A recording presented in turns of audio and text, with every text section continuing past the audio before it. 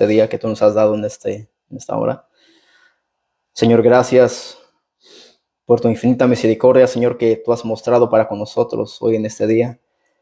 Señor, gracias por tu bondad, por tu gran amor, Señor, que sin merecerlo lo has mostrado para con nosotros nuevamente. Pero, Señor, venimos ante ti, Señor, temerosos, porque sabemos que tú eres un Dios, Señor, a quien debemos demostrar reverencia. Y, Señor, en esta hora venimos esperando que tú nos hables a los corazones y que seas tú, Señor, quitando lo que no te agrada de nosotros, porque sabemos que somos pecadores, Señor. Somos personas que día con día te fallamos y pecamos contra ti y contra el prójimo, con las actitudes, con los pensamientos, con los sentimientos, con las malas intenciones. Y por eso es que necesitamos, Señor, tu consejo y necesitamos tu palabra para que tu palabra nos limpie de toda maldad, de todo pecado. Señor, pido en esta hora que me ayudes para poder exponer tu palabra, Señor.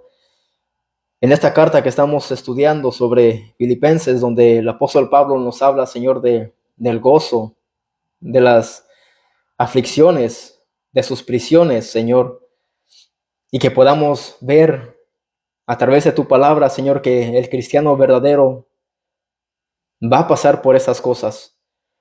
Y solamente pedimos que nos fortalezcas, Señor, y que podamos prepararnos para cuando el día que lleguen estas cosas a nuestras vidas, podamos estar confiados, Señor, que tú nos vas a fortalecer. Pero, Señor, habla a nuestras vidas, Señor, y yo sé que aquí hay tanta riqueza espiritual, Señor, de forma que nos va a moldear, Señor, conforme a tu propósito, conforme al llamado que tú nos has hecho para que vivamos en santidad. Pero, Señor, te pido que me uses, Señor, no para hablar palabras que vengan de mi mente o de mi corazón corrompido, Señor, sino que sea palabra, Señor, que está aquí en tu Biblia, en las Escrituras. Señor, usa mis labios, Señor, usa mi lengua, Señor, usa mi cuerpo completo y que yo haga esto en dependencia del Espíritu Santo. Por favor, Señor, pido que los que van a escuchar estén atentos a tu voz y no a la voz del hombre. Y que se den cuenta, Señor, y tengan la certeza que tú eres hablando a sus vidas y que no soy yo. Pero, Señor, te pedimos esto en Cristo Jesús. Amén. Seguimos con la predicación y las enseñanzas sobre la carta a los filipenses. Y ya hoy es el quinto sermón, creo. Y por fin vamos a terminar apenas el capítulo 1. Pero el tema de hoy es combatiendo por la fe. Combatiendo por la fe, y solamente voy a hacer un resumen de lo que se ha predicado, se ha hablado en el primer capítulo. En el primer sermón se habló sobre cómo Pablo les asegura a esos hermanos en Cristo de su amor y sus constantes oraciones a Dios en favor de ellos. En segundo lugar, vimos que Pablo les escribe sobre su situación en la cárcel, su sufrimiento y el buen anhelo de él hacia ellos para que el amor de ellos abunde aún más y más. Eso es lo que él les escribe. En tercer lugar, Pablo anima a la iglesia a luchar por la armonía y la unidad en medio de sus propias dificultades y pruebas, tal y como él lo pasó. Así que, tanto como él pasó eso, él les animaba a confiar más en el Señor, mostrándoles a Cristo como el máximo ejemplo de humildad y abnegación, y el gran gozo de que Cristo fuera predicado también. Él dijo: si algunos lo predican por contienda, por envidia, pero otros de buena voluntad, dice él, aún se gozaba de eso. En cuarto lugar, vimos cómo Pablo estaba entre dos pensamientos: el desear partir, el morir e ir con el Señor, y el permanecer aquí en el mundo, en la tierra, para ser útil para la obra. Y ahí es donde él dice: no sé qué escoger, si partir, irme con mi Señor, o seguir aquí para ser de buen beneficio para la obra. Y voy a releer ahí en Filipenses capítulo 1, versículo 22 al 26, para que se vaya entendiendo un poco más, porque yo sé que la semana pasada no se predicó sobre Filipenses. Filipenses 1, 22 al 26. ¿Me puedes cerrar, amor? Thanks. Dice el 22, mas si el vivir en la carne resulta para mí en beneficio de la obra, no sé entonces qué escoger.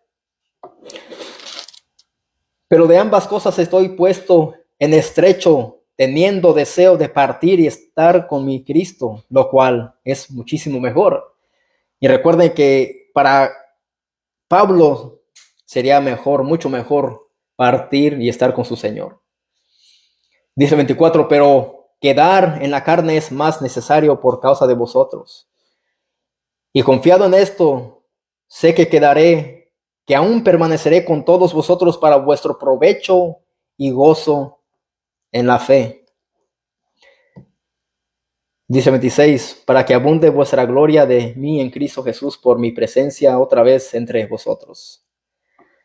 Así que Pablo dice, ¿confiado de qué? Confiado que si permanece él aquí en vida, será de provecho y gozo de la fe para estos hermanos.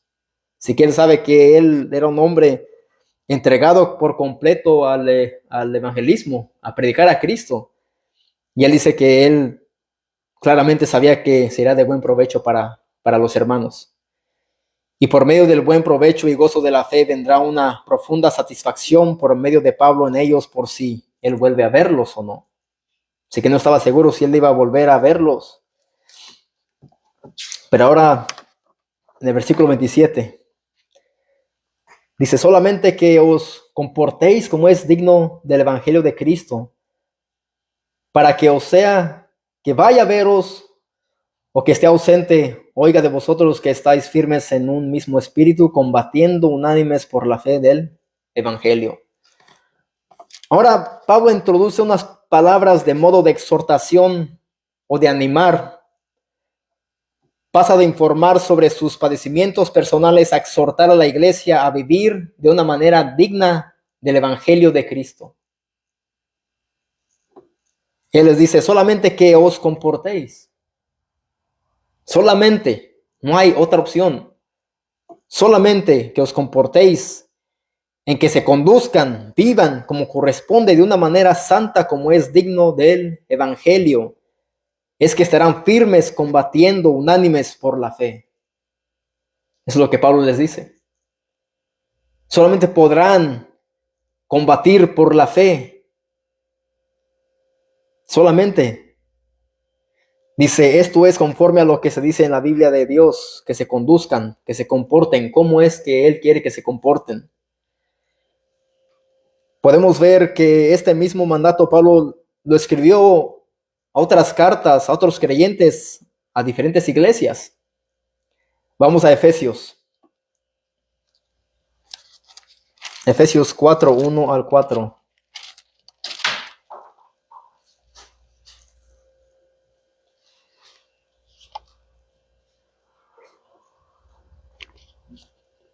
Y aquí en mi Biblia, la Reina Valera, se titula sobre el número 4, dice la unidad del Espíritu. Ahí vemos también que se está hablando de una unidad.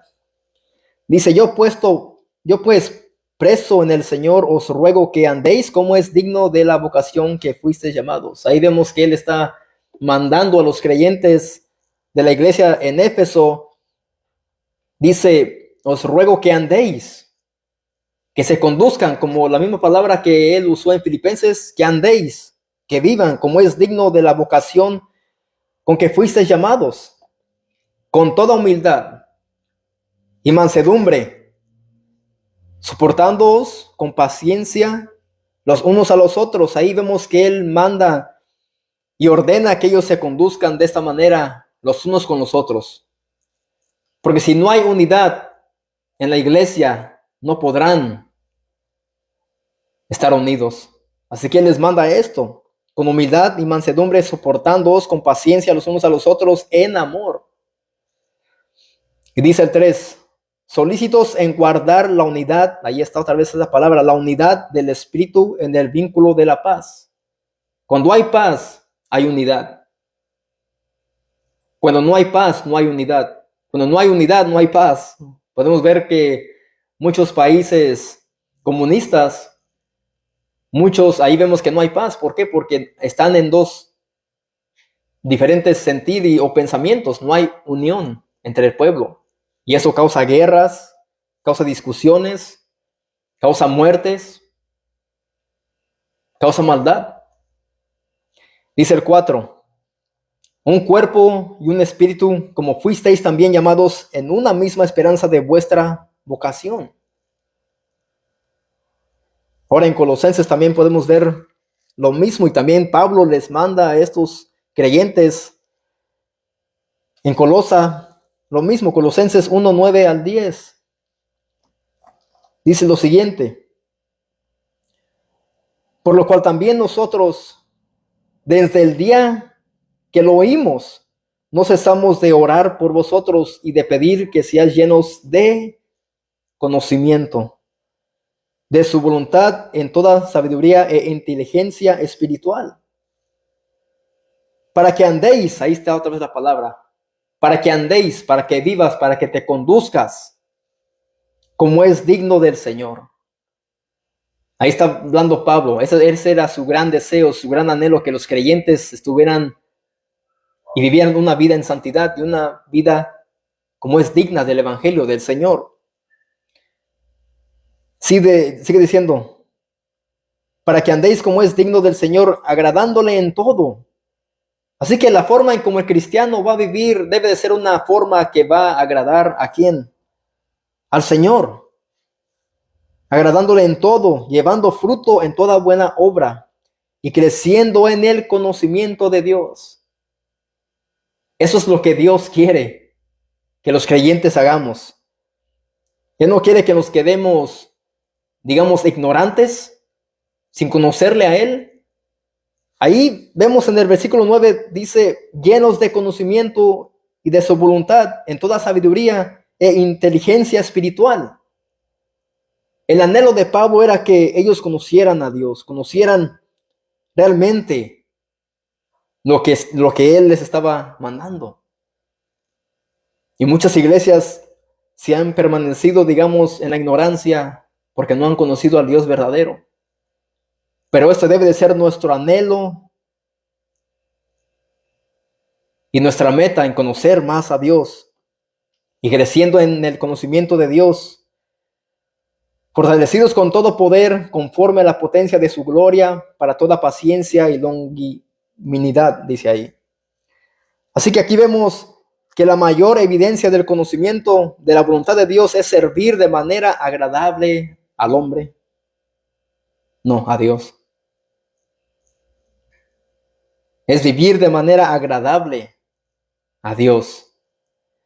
Eso es lo que es que nos conduzcamos, que vivamos, que andemos de esa manera.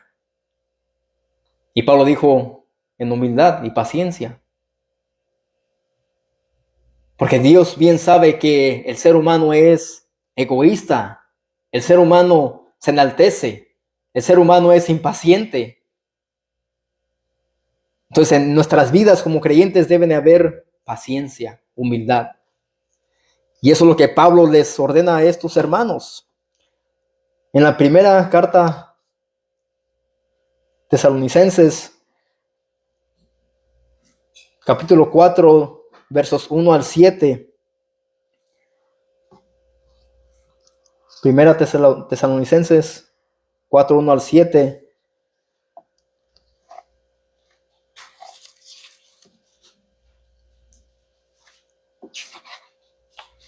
Dice esto.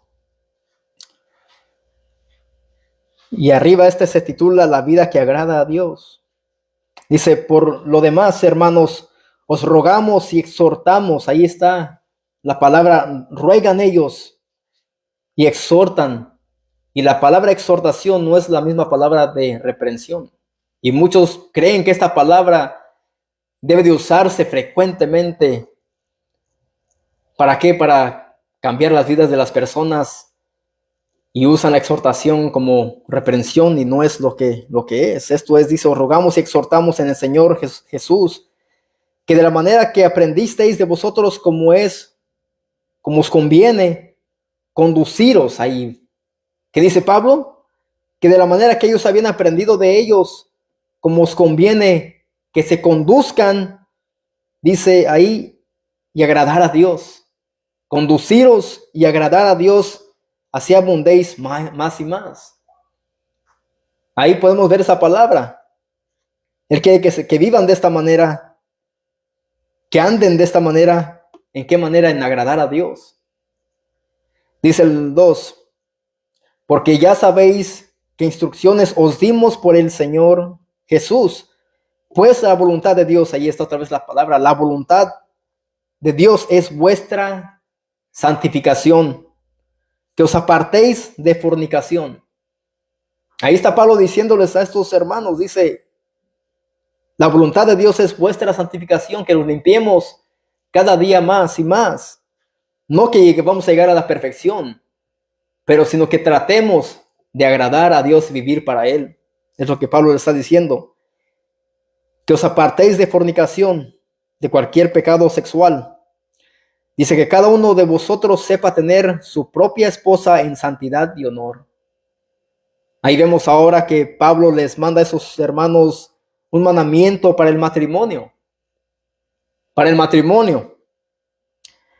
No en pasión de concupiscencia como los gentiles que no conocen a Dios. Así él bien sabe que son personas que han creído en el Señor y son cristianos, son creyentes, porque él les dice, no como los gentiles que no conocen a Dios. Él les dice, no, vivan de esa manera. Ya nos conviene que se conduzcan, que anden como esos gentiles que no conocen a Dios, sino él dice que cada uno de vosotros sepa tener a su propia esposa, a una mujer, no muchas. Dice el 6, que ninguno agravie ni engañe en nada a su hermano, porque el Señor es vengador de todo esto, como ya os hemos dicho y testificado. Pues no nos ha llamado Dios a inmundicia, sino a ¿qué? A santificación, dice el final del versículo 7. Dice, Dios no nos ha llamado para vivir en la inmundicia, para que nos estemos arrastrando en el pecado, nos manchemos del pecado, sino que nos santifiquemos más y más cada día. Eso es lo que Pablo les está diciendo a esos creyentes, y eso es lo que habla en Filipenses, que conduzcáis. ¿Cómo es que dijo Pablo? Él les dijo en el versículo 27, solamente que os comportéis como es digno del evangelio de Cristo. Comportéis, que te conduzcas, vivas, andes de esta manera en tu diario vivir.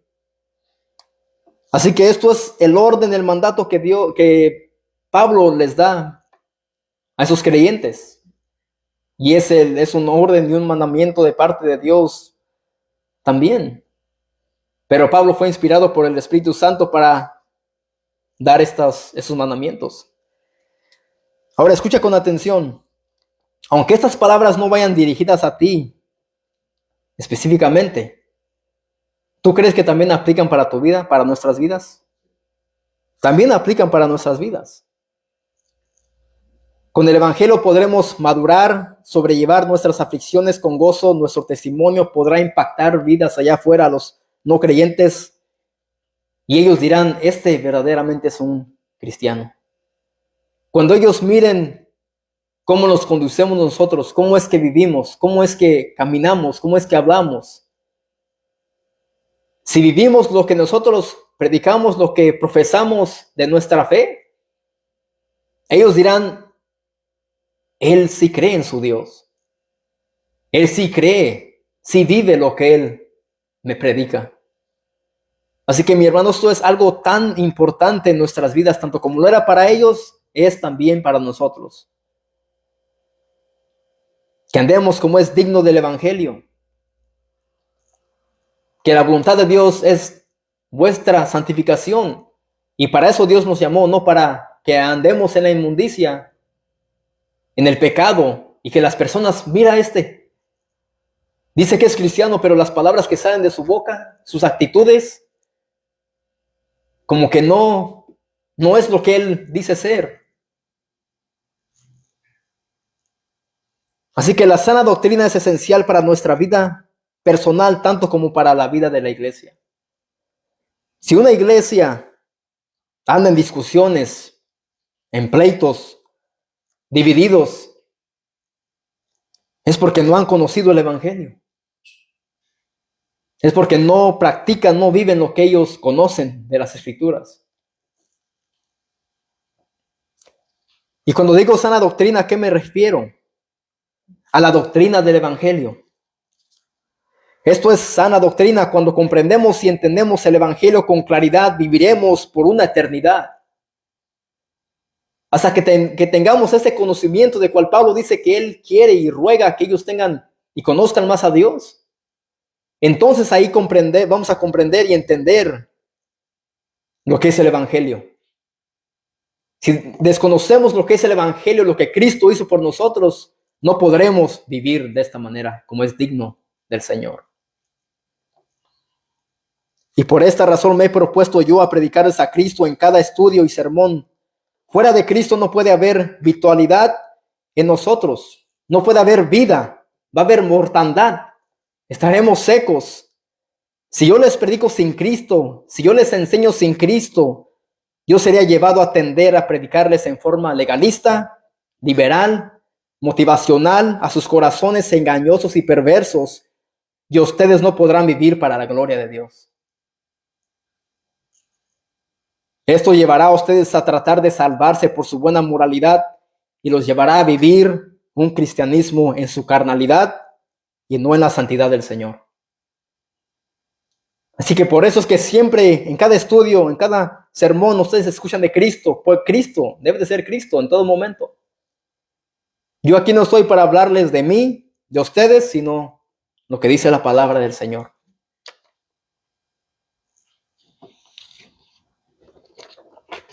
Regresemos a Filipenses.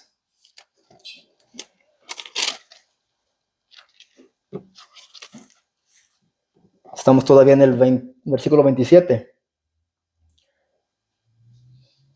Filipenses 1:27, solamente que os comportéis como es digno del Evangelio de Cristo, para que os sea que vaya a veros o que esté ausente. Oiga de vosotros que estáis firmes en un mismo espíritu, combatiendo unánimes por la fe del Evangelio. Cuando dice Pablo, ya sea que vaya o que esté ausente, Pablo les manda decir de modo que esté ahí con ustedes o no. De esta manera vivan. Si viven como los de afuera y esperan a que yo venga y tratan de cambiar sus vidas, Dios claramente va a saber que ellos están viviendo una vida doble. Pero Pablo les manda, él les dice, aunque yo vaya o aunque no vaya, vivan de esta manera. Compórtanse de esta manera, como es digno del Evangelio de Cristo. Digno del Evangelio de aquel en cual ustedes han creído, su Salvador. Dice, oiga de vosotros que estáis firmes en un mismo espíritu, combatiendo unánimes por la fe del Evangelio. Su deseo es el escuchar que están unificados en un mismo sentir, combatiendo por la fe del Evangelio. Y no en desacuerdos. Y eso es lo peor que puede suceder entre los cristianos. Es el combatir el uno con el otro en medio de las dificultades, en vez de estar unidos, en vez de tratar de solucionar los problemas, los conflictos. ¿Acaso un matrimonio en dificultades podrá solucionar sus problemas estando desunidos? ¿Discutiendo aún más y más? No. Cuando hay problemas en el matrimonio, en la familia, debe de uno de hablar. Y como creyentes debemos de llevar a aquel que está equivocado o está en pecado o hizo algo mal, llevarlos a la palabra. Y si son nuestros hijos, decirles, mira, el Señor me manda a darte con la vara. No es que yo lo quiera, sino que debo. ¿Para qué? Para que la vara te corrija. La vara no te matará, sino que salvará tu alma del Seol. Así que un matrimonio en dificultades no podrá solucionar sus problemas estando en desunidos ni añadiendo más discusiones, sino que debe de haber algo, hablar y tratar de solucionar los problemas. Versículo 28. Dice Pablo, y en nada intimidados por los que se oponen, que para ellos ciertamente es indicio de perdición, mas para vosotros de salvación, y esto de Dios. Pablo también les manda a estos creyentes a decir que no teman a los que se oponen al evangelio. Cuando el verdadero evangelio es predicado, tenlo por seguro que vendrán oposición. ¿Qué más puede venir cuando compartes el evangelio? Burla, que se rían de ti. Cuando compartas y cuando tú trates de vivir de esta manera, como es digno del evangelio del Señor, dice, habrán unos que se van a oponer y Él les dice, no teman a ellos. ¿Y por qué razón? Por la razón que anunciamos el arrepentimiento y el creer en Jesucristo para perdón de pecados. Por eso es que la gente se opone a este mensaje. Porque la gente, cuando hablamos del pecado, cuando hablamos de que ellos han quebrantado los mandamientos del Señor, los 10 mandamientos, la gente se molesta. Es algo natural, es algo normal que va a pasar en el ser humano. Porque el ser humano, cuando es corregido, no le gusta que lo corrijan. Cuando les dicen sus verdades, el ser humano se molesta y se opone. Así que Pablo les dice, no se intimiden por ellos. Así que hay oposición, como dije, por la razón que anunciamos el arrepentimiento y el creer en Jesucristo para perdón de pecados. Vamos a Hechos. Hechos 2, 36 al 38.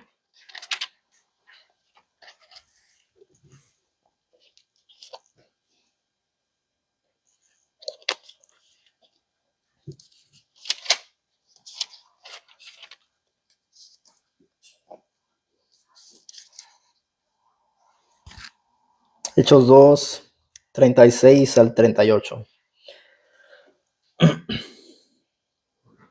Dice el 36, sepa pues ciertísimamente toda la casa de Israel, que a este Jesús a quien vosotros crucificasteis, Dios le ha hecho Señor y Cristo. Dice el 37, al oír esto, se compungieron de corazón. ¿Y qué es eso?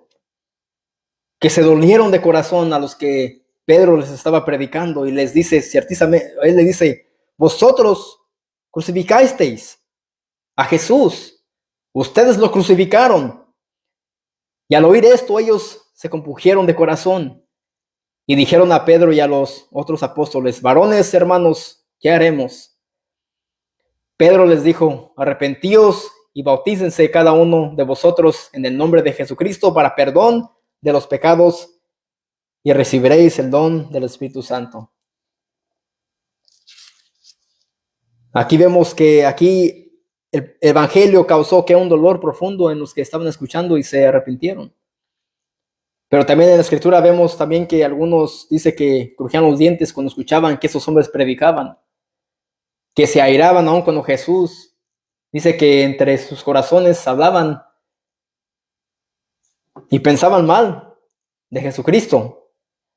Así que el evangelio, cuando prediquemos a Cristo, va a haber oposición o van a haber personas en que Dios va a obrar y se van a arrepentir de sus pecados y van a creer en Cristo Jesús.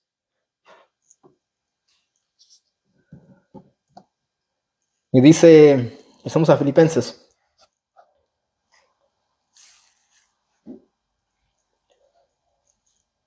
Dice, y en nada intimidados por los que se oponen, para que ellos ciertamente, dice, que para ellos ciertamente es indicio de perdición.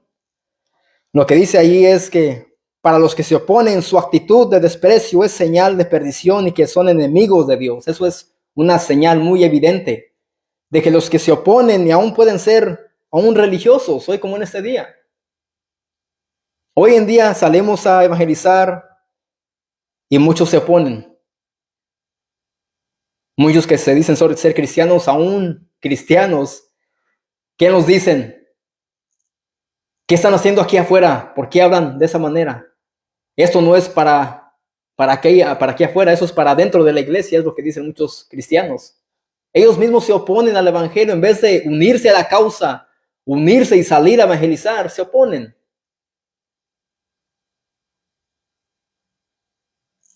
Muchos dicen, tal vez se cree más que uno, porque sale, no, uno solamente cumple con el mandamiento del Señor y la gran comisión que Jesús dejó a sus apóstoles, y eso también es para nosotros. Pero podemos ver que hay no creyentes y creyentes que se oponen cuando uno predica de Cristo. Así que como dije, lo mismo pasa con los religiosos hoy en día. Existen muchos supuestamente cristianos que rechazan la verdad del Evangelio de Jesucristo. Y su misma oposición es evidencia que no son salvos y si mueren irán al infierno. Eso es lo que Pablo está diciendo aquí. Dice que para ellos ciertamente es indicio de perdición. Es evidente que son enemigos de Dios, enemigos de Cristo, enemigos del Evangelio. Dice él, pero para ellos y para nosotros, dice Pablo, es salvación. Para los creyentes de Filipo, dice ciertamente el Evangelio es para salvación. Y esto de Dios es lo que dice él. Sí, para los que se oponen es perdición. Y para los creyentes, salvación de Dios. Dice el 29. Porque a vosotros os es concedido a causa de Cristo no solo que creáis en Él, sino también que padezcáis por Él. Aquí vemos a un Pablo que anima a los creyentes a tener gozo en medio de las aflicciones. Y dice él, para nosotros es salvación. Pero aquí el conceder es el dar, otorgar, y lo que Pablo les estaba diciendo es que por causa del amor de Cristo para con ellos, se les fue dado no solo el privilegio de creer en Él, sino que también, sin opción alguna, el sufrir por Él. Eso es lo que viene con todo el paquete. Cuando tú crees en Cristo y has nacido de nuevo, te has arrepentido y has creído en Cristo Jesús para salvación. Dice, tu privilegio no solamente es el creer en Él, sino sin opción alguna es sufrir por Él. Eso es lo que Pablo le está diciendo a sus hermanos. Porque en el versículo anterior, Pablo les dice que no teman a los que se oponen. Y cuando tú temes a algo, cuando tú temes es porque tú sabes que estás en peligro, ¿verdad? Cuando tienes temor, sabes que estás en peligro y sabes que puedes ser lastimado. Así que Pablo les dice, esto debe de pasar. Vamos a releer ahí en Filipenses 1, el 13 y el 16, donde Pablo habla de sus aflicciones y sus prisiones. Filipenses 1, 13. En el 12. Dice, quiero que sepáis, hermanos, que las cosas que me han sucedido han redundado para bien, más para bien para el progreso del Evangelio. Las cosas malas que le han pasado a Pablo es lo que dice él, que han resultado más bien para el progreso del Evangelio. De tal manera que mis prisiones se han hecho patentes en Cristo, en todo el pretorio y todos los demás.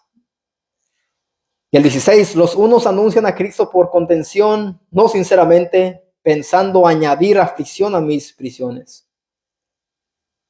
Pablo bien sabía que él iba a sufrir por causa de Cristo. Pablo bien sabía que ese era su llamado. Y eso es lo que él les dice a esos hermanos. Le dice, el privilegio de ustedes no solamente creer en Cristo, sino que también un privilegio grande es el sufrir por Cristo. Y eso será evidencia de que tú eres de Cristo, eres propiedad de Cristo.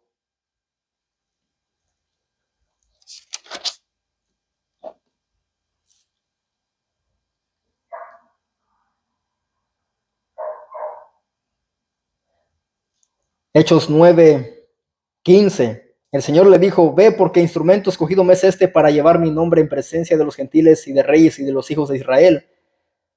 Dice, porque yo le mostraré cuánto le es necesario padecer por mi nombre. Eso es lo que Jesús le dijo a Ananías, hablando del apóstol Pablo, que Jesús le iba a mostrar a Pablo cuánto le era necesario padecer por su nombre.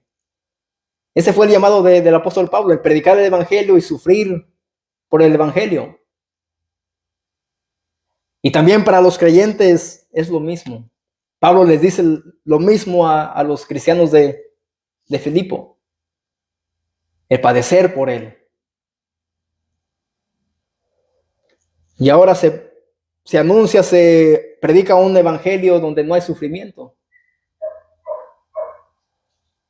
Los apóstoles falsos de hoy en día predican lo contrario. Y eso es lo que la gente quiere escuchar. Que no habrá que no habrá enfermedad, que no vas a sufrir por escasez de financieramente, sino que vas a ser próspero. Eso es lo que muchos predican hoy en día. Y conforme a las escrituras miramos que debemos de padecer, debemos de sufrir, tanto como esos creyentes de esos días, tanto como para hoy. El evangelio no ha cambiado, lo que ha cambiado ha sido la mentalidad del ser humano pecador. Y ese ser humano pecador, corrupto, que tuerce la palabra, enseña erróneamente. Y todo aquel que mire lo que dice la palabra de Dios, lo que está escrito, va a predicar lo que está en la palabra de Dios.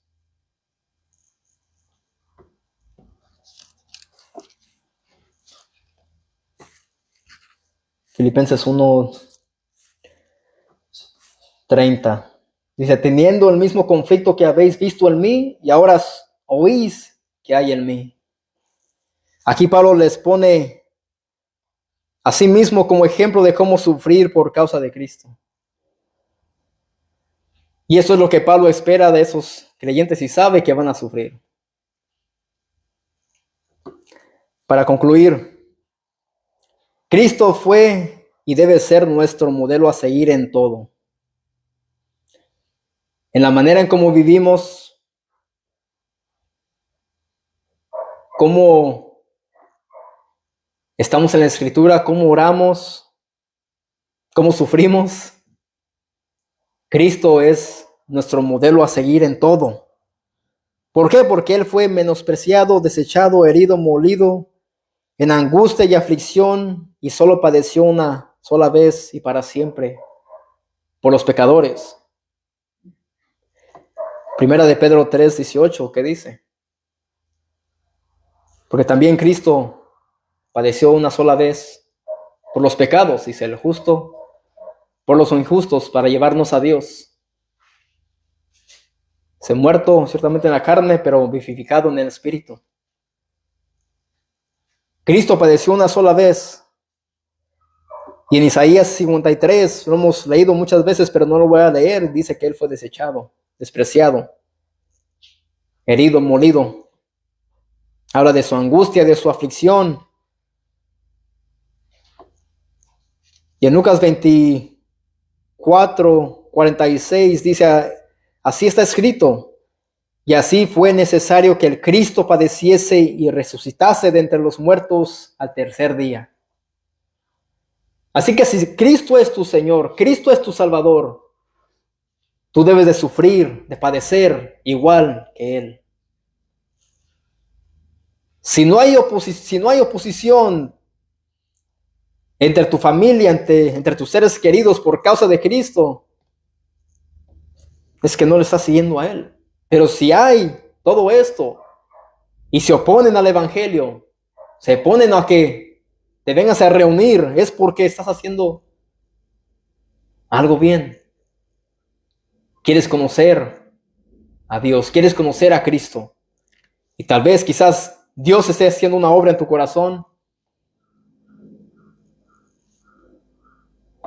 Pero Pablo les escribe a sus hermanos, unánimes, combatiendo unánimes por la fe del Evangelio.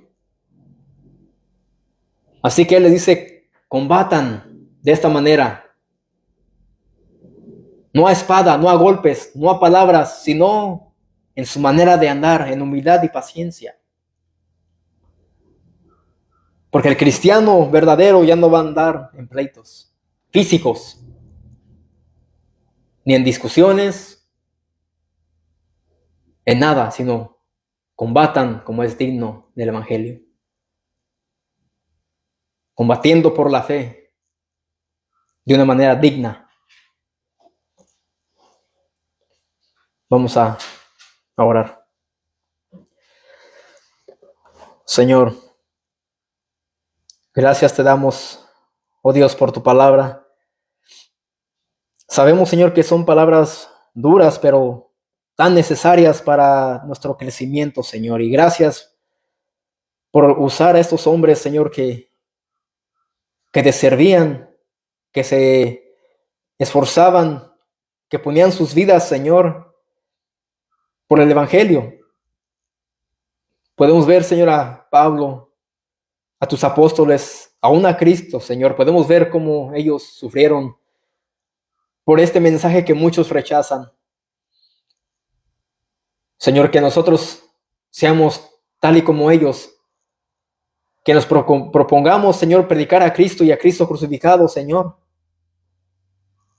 Y si no podemos predicarlo, Señor, si no somos personas de muchas palabras, Señor, que con nuestro andar, los no creyentes puedan ver, Señor, que somos cristianos genuinos, con nuestro comportamiento, nuestras palabras, nuestras actitudes, que sea evidencia que somos salvos, que somos propiedad tuya, Señor. No permitas que estas palabras se nos vayan de nuestros corazones, de nuestras mentes, sino que estemos meditando en ellas día con día. Oh Señor, gracias por tu ayuda, Espíritu Santo, gracias. Cristo Jesús, amén.